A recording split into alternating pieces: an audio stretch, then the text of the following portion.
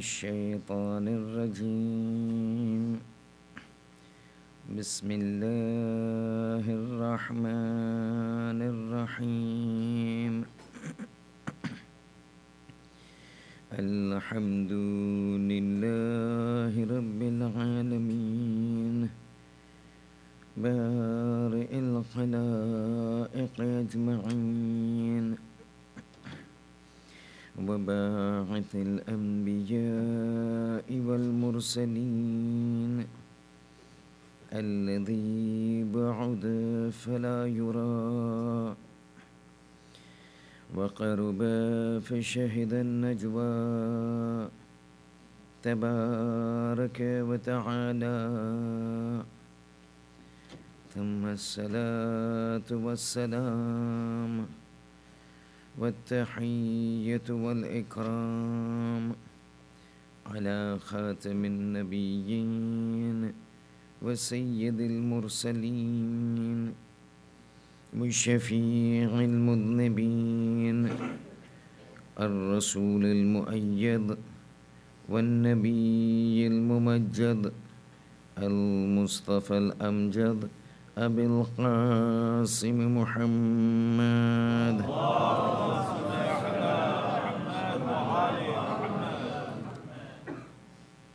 وعلى آله الطيبين الطاهرين المعصومين المظلومين لا سيما عن الإمام المنتظر وحجة الله الثاني عشر ابن العسكري المنتظر ولعنة الله على أعدائهم أجمعين من الآن إلى قيام يوم الدين أما بعد فإن الله الصادق العليم قال في كتابه الكريم القرآن الحكيم بسم الله الرحمن الرحيم لا تحسبن الذين قتلوا في سبيل الله أمواتا بل أحياء عند ربهم يرزقون صلوات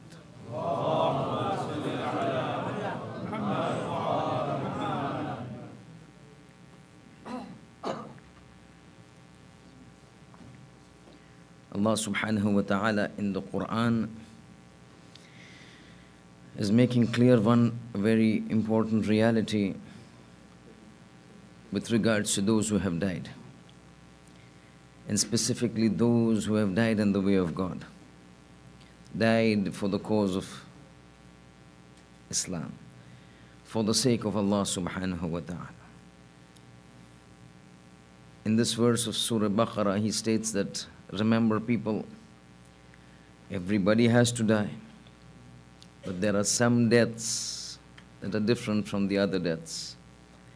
And some people die in a manner which others don't die.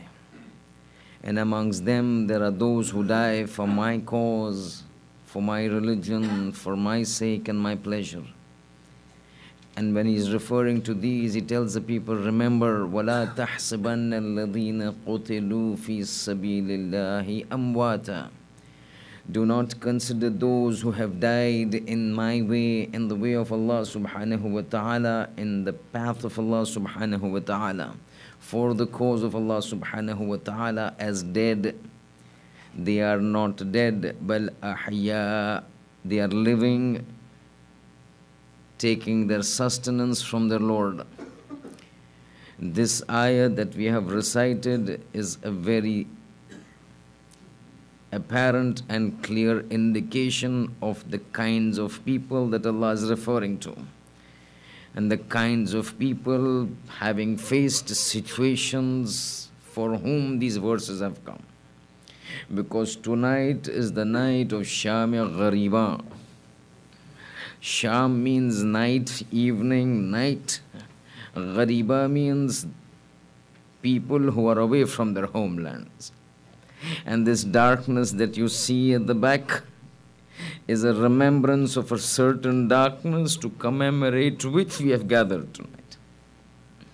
You heard Brother Hussein say, Ashura has gone. But the things are not finished. Because Ashura is but one part of this mission of Hussein. This mission of Hussein has to be continued. It had to be continued. And the second part of this mission, which is a continuation of the first part, is more important in a certain perspective than the first part. Because up to the first part that ended on the afternoon of Ashura with the Shahadat of Hussein, up to that time the mission was controlled by the males of the Ahlul Bayt, was controlled by Hussein ibn Ali. But in the afternoon when Hussein passes away, the small phase finishes off, the bigger phase comes in. And this bigger phase is being run, is being guided, is being directed by none other than the sister of Hussein, Zainab Kubra. Because now in the family of the Holy Prophet in Karbala, there are no males remaining. Akbar has gone. Qasim has gone. Ona Muhammad lie on the plains of Karbala. Abbas has cut his hands and is lying near Furat. Hussein is gone. There are no males in the house except one male, Sayyid Sajjad Zainul Abidin. But that male is so sick, that male is so frail, that male is so sick that he cannot get up from his bed. Everything is being directed by Hussein ibn Ali's sister Zainab Kubra. And that is why this night becomes a night of immense importance for the Ahlul Bayt. Because now it is the first time in the lives of Sakina and Zainab that they don't have Hussein with them. Tonight will be the first night Sakina will be sleeping without the chest of Hussein. Tonight would be the first night that the Ahle Haram would be sleeping, but without Ghazi Abbas parading and guarding their tents. Tonight will be the first time that they would not have the look of the Holy Prophet in the personality of Ali Akbar. There would be no Rabab's hands would be empty of Asghar. Nobody would be going to play with Asghar. And that is why this is called the Ghariba, the dark night of the Ahlul Bayt. But this started in an ajib fashion, because immediately when Hussein was killed, you heard in the Marthia in the morning that when person dies, somebody comes to give condolences. When people go to give condolences, their ethnic background is not taken into consideration. Religious background is not taken into consideration. Names and wealth is not taken into consideration. It is humanity that says somebody has died, go and pay condolences. But here in the Ashura day, after Hussein's death, not only there was no condolences, but those wretched people not only not giving condolences, they rush into the tents and start looting the belongings of the Ahle Haram. Can you imagine the state of Zainab? She's just lost all her family and now she has to cope up with the fact that people are coming inside the tent to loot things. What did they have with them that they would give for looting up? But these people entered, started looting the tents. All the belongings were looted. If we assume that whatever they took, even that would be satisfying. But the state of wretchedness, when a person becomes really wretched, reaches a time when after looting they start setting the tents on fire. The tents began to be set on fire. And now listen to this riwayah. The Ravi says that as soon as the people started attacking the tents and they started looting the tents, whatever they could get their hands on they would take. Whatever they could get their hands on they would take. They found clothes lying, they would take. They found belongings lying, they would take. When everything was finished, they started moving towards the ladies and started pulling off their scarves and their veils. They did not want to leave even that. Even when that was finished, what was be there? Little children having earrings in their ears would be started to pull off. And not just taken off, pulled off so that the earlobes would get crushed, would get torn apart and the ears would start bleeding. But when everything finished, The Ravi says these ashqiya began to start setting fire to the tents. The tents were placed at strategic locations from the time Hussein came on the 2nd of Muharram into Karbala. When these tents started to be burned, as soon as the first tent would be burned, all the people, all the children who were in that tent would start moving into the other one. When the second would be burned, those people in that tent would move into the third. The third tent was burned, all the people of the first, second and third would move into the fourth, till the tents began to be burnt one after the other. Now a position is reached, a point is reached that there is only one tent. In that tent there is Sakina. In that tent there is Imam Baqir. In that tent there is Zainab and Kulthum and Ruqayya and Layla and Rabab and everybody. And in this tent is your and my fourth Imam Zainul Abidin lying on the bed. Now Hamid ibn Muslim is narrating. He's saying, I was watching all the tents being burnt. All the people gather into this final tent. When everybody had gathered into the final tent, these ashqiya, these wretched people came and set the tent on fire. As they set the tent on fire and the tent began to burn, all those people sitting inside began to start coming out. How did they come out? We don't know now. But we came to know in Medina. In Medina, after Imam Zainul Abidin alayhi salam returns from Sham, in one of his sittings with his companion, one of the companions asks him, Yabna Rasulullah, we were told and you've been telling us that the camps were set on fire till one final camp remained when everybody was sitting. And even that tent was set fire. How did the Ahle Haram react to this? He looks at that Ravi, tears start coming down. In his hand there was a tasbih. He's saying, you asked a very grave question. You asked a very big question. Oh my friend, you see this tasbih? You see the thread that is holding all the beads together? What would happen if I break the thread and turn it upside down? In that fashion, when I break the thread and I turn it upside down, the way the beads would get scattered, that is how my children and the Ahle Haram began to get scattered in Karbala when that final tent was burned. Because when the tent was burned, the children would run in one direction, the ladies would follow the children, some would go in the direction of Furat, some would go in the direction of the battlefield, the entire family scattered. This is the cry of Imam Sajjad alayhi salam. But Hamid ibn Muslim is saying, when the last tent was set on fire and everybody started getting scattered around, last and finally the last person to come out I saw was a small little girl, a 3-year-old girl, Sakina bint al-Hussein. He's saying, I saw her coming out, but I saw an ajib state that she was in. Because as she was coming out, I noticed two things with respect to her. One was, as she was coming out, her ends of her dress had caught fire.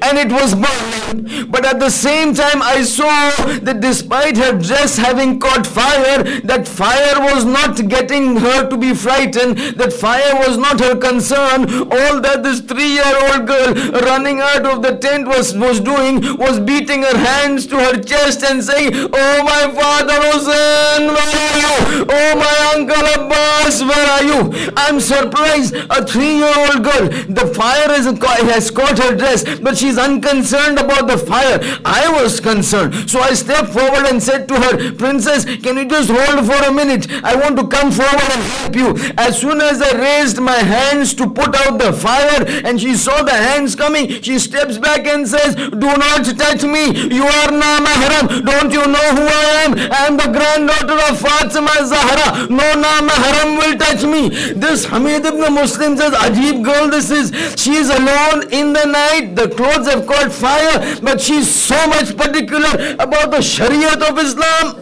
I fold my hands and I say, oh princess, I just want to put out the fire. When she heard my intention, she said, hi, I put it out. When I put out the fire, she turns to me and says, thanks, oh friend, for helping me. But now that you have helped me, can you do me a favor?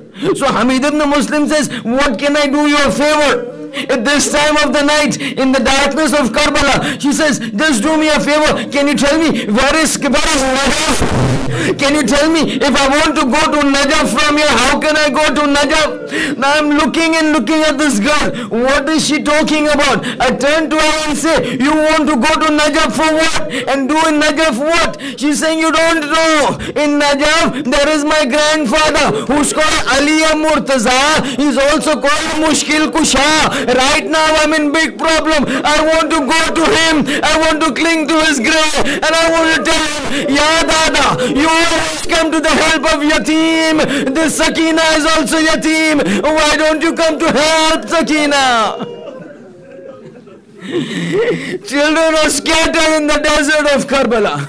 When the tents are burnt, now there are no more tents. The tents have become into ashes. There are no tents remaining. Zainab calls Kulsum and says, we've got a big problem on our hands because all our children are scattered. We need to bring them. Where will they stay in the whole night in the deserts of Karbala?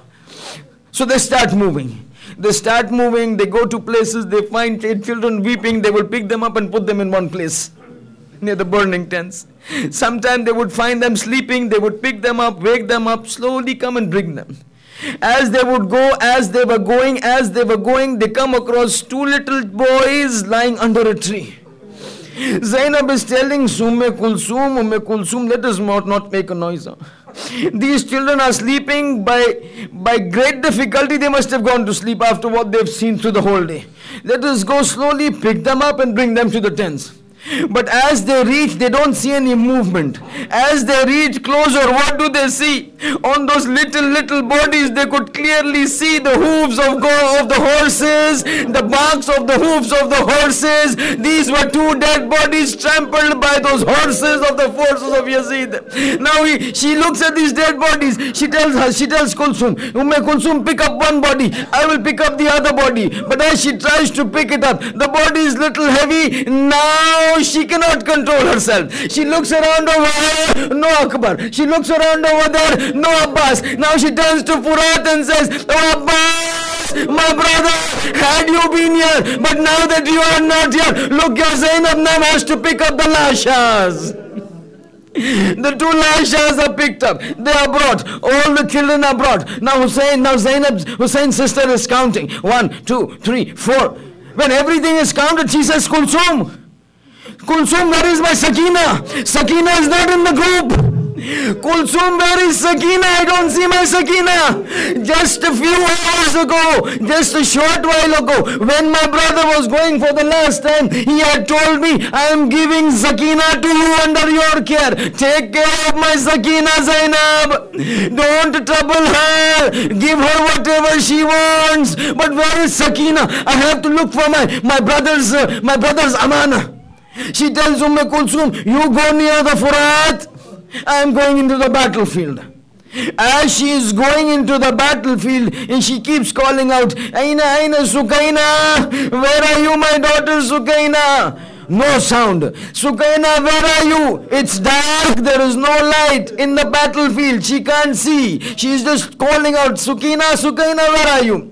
The sound of Sakina did not come. But in one point at some corner, somebody calls out and says, oh sister Zainab, do not shout. Sakina is sleeping on my chest. She looks around and she sees a small little hole depression in which the headless body of Hussein was there. And on the headless body of Hussein was Sakina clinging to the floor.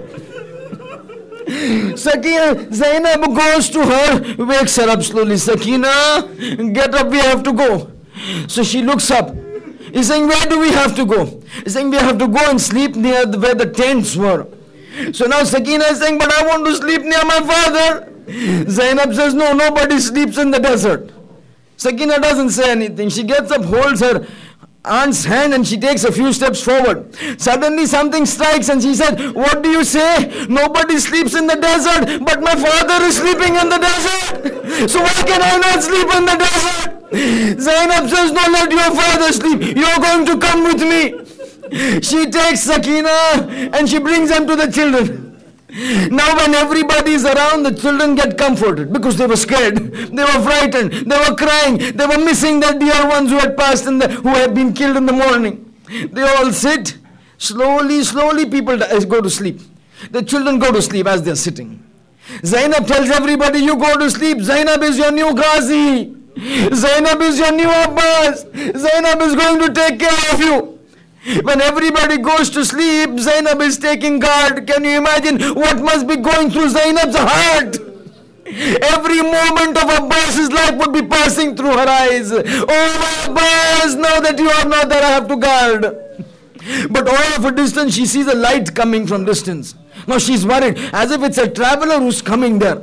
He said, if this traveler comes and the children get up, it will be a big problem because they will not go to sleep. So she goes in front and she calls out, oh, whoever you are coming, don't come.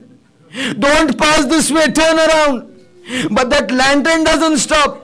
It keeps coming. As it keeps coming, she goes more further and says, my children are sleeping. They've had a hard day. Don't wake them up. Turn around and go. If you have come to loot us, we already looted. We don't have anything. But right now, if you are a traveler, turn around. But that traveler doesn't go. Keeps coming near. When the traveler comes near, Zainab realizes it's not a male. It's a female. That female gets down with something in her hand. Who are you? Zainab asked. The lady replies, I am the widow of Hurr. Why have you come here? You're saying, Princess, I know you have been thirsty and hungry. I've got you some water and I've got you some food. I've got you some water, she says. I want to ask you a question. This water that Hurr's wife brought before Zainab, you think that water would have gone down Zainab's throat when she knew how thirsty Hussein was? Or I ask you, would this water ever go down the throat of Rabab whenever the thought of Asghar's dry lips and the dry tongue rolling over the dry lips move? Would this water ever go down the throat of Layla whenever she would think that every time Akbar would come and says, is there some water? Is there some water? How would the ladies have drunk that water? But the ladies did drink the water. Why? Because Zainab drank the water. And you know why Zainab drank the water? Listen to this riwayat which has been narrated by one scholar of the Indian subcontinent, Maulana Marhum. He says, and the water came. Zainab is saying, I will not drink water. Imam Sajjad comes to Zainab and says, Aunt Zainab, please drink the water. Zainab says, no, I will not drink the water. So Imam Sajjad says, but why don't you drink it? The water has come, please drink it, I request you. She says, no, I cannot drink the water. My Hussein died crying for water. Akbar died crying for water. Abbas died crying for water. Asghar and Akbar died crying for water. They did not get water. Zainab cannot drink this water. So Sajjad says, Haya, if you don't want to drink, aunt, don't drink. But I just want you to have a look. So she said, what? She said, he puts his two fingers and he says, look through these two fingers into the skies. So by ijaz, as she's looking through the two fingers, a portion of the sky just opens up before her. And a scene is seen to her. A mandar and a situation is seen to her. She's seeing that portion of paradise which is near the pool of Kauthar. And there she sees the Panchtan sitting over there. Prophet is there. Imam Ali is there, Imam Hassan is there, and Bibi Fatima is there. All of them have encircled Imam Hussain alayhi salam. Now she is watching this through the fingers of Imam Sajjad. She is watching. The Prophet comes to Imam Hussain and says, Hussain, my son, you've come to me. Your imtihan is finished. Here, take the water of Kauthar. Drink it, my son. He folds his hand and says, Uncle, oh Holy Prophet, oh grandfather, I will not be able to drink the water. The father Ali comes, says, Hussein, your grandfather is telling you, drink it, my son, your imtihan is finished. Now you don't need to remain thirsty, drink the water. Hussein says, Baba, I cannot drink this water. Brother Hassan Mujtaba comes. Now Zainab is watching this. Hassan and Mujtaba comes by, drink the water. He puts his hand around Hassan and says, Bhaiya Hassan, you will not understand. I cannot drink this water. Finally the mother comes and says, oh my son, how much more? How much more? Your time is finished. Drink it, my son. So he says, Mama, I cannot drink it. Fatima asked him, but why, my Hussein? Why can he not drink? At that time, Hussein is saying, oh, mother Fatima, my Zainab is thirsty. As long as Zainab is thirsty, I cannot drink the water. Now Sajjad closes his finger and says, oh, Aunt Zainab, till you don't drink, my father will remain thirsty. Zainab takes the water. Says, okay, I will drink, but not the first person to drink. She goes to Sakina. Now, you know, Sakina is sleeping, right? She goes to Sakina and she wakes up. Yes, Sakina, get up. Sakina, get up. Sakina gets up. Yes, aunt, what is it? He's saying, water has come. Drink some water. Now this girl is thirsty. Since morning, you remember at the time when Hussein was going to the battlefield. Since that time she was so thirsty. Now it is night. As soon as she gets up, Zainab says, drink some water. Water is come. Normal reaction would be, okay, the water is come, give me, I'm so thirsty. But now she doesn't say that. She says, water is come. Does it mean my uncle Abbas has come back? Does it mean Abbas' uncle has come back? Zainab says, no, Uncle Abbas has not come back, but you must drink water. She says, okay. She takes the pitcher in her hands, but she says, but auntie, even you are thirsty. So first, please, you drink the water, after which I will drink. Zainab says, no, Sakina, first you will drink the water. But she says, but why? Why should I drink the water? My brother Sajjad has been so thirsty. He is sick. He cannot even get up from the bed that he was in. Look what state is he. Give the water to him first. Zainab says, no, Sakina, you will drink the water. Okay, if he is not being given the water, give it to my mother Rabab. She is crying so much for my brother Ali Asghar.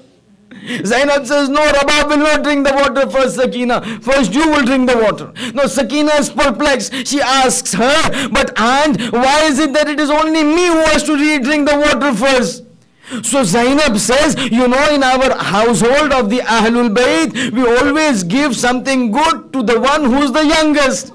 Now Sakina doesn't say anything. She holds the picture and she stands up and she begins to go towards the Maktal. Zainab is confused. Sakina, where are you going? Sakina says, but aunt, did you not tell me that whenever you get something good, you have to give to someone who is the youngest? Arey, my brother is here, lying in the plain of Karbala, 6 months old, the youngest of the Shaheed. I'm going to give water to Asghar. Oh,